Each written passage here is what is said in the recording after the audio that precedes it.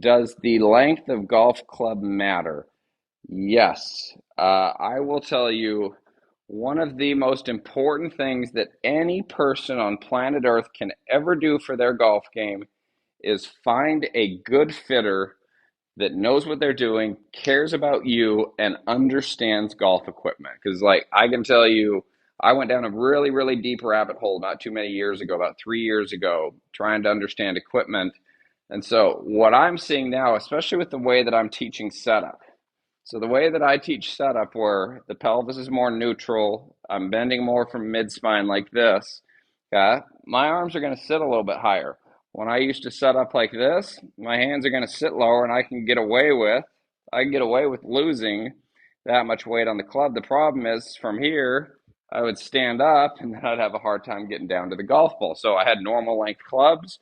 The heel sat way into the ground, the toe sat off it, and I would just kind of stand up and flip everything. And that was how I played most of my golf. So I molded my golf swing to what my equipment was. So the things that I would definitely check, make sure your golf clubs are not too short. Too many people out there have way too short golf clubs. And the other thing that we're struggling with what manufacturers are doing right now is we are making everything so crazy upright that the only way that you can square this up, so we get these clubs that are so upright where if I stayed down here and I hit, I'm going to get the toe to hit the ground. And if you watch this, when I get the heel hitting the ground first, what's the toe want to do? The toe wants to hook like this, okay?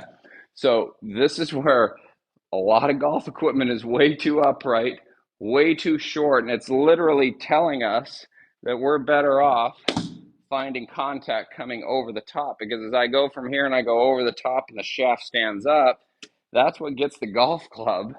As I go from here and then I come over the top and I swing left, this is actually what gets the club soling out properly with a lot of players' lie angles. So most of the players that I coach, I would say, are anywhere from 2 to 3 degrees flat. Most of them are anywhere from a half an inch to an inch over. Now, there's a couple of players that are shorter length than that, but they've got very, very, very long arms in relation to what their torso is. So find a good fitter. I've got one up in West Palm Beach. If you're up there, his five-star custom golf, Curtis Kelly. Dude is phenomenal. Best fitter I've ever been to in my life. So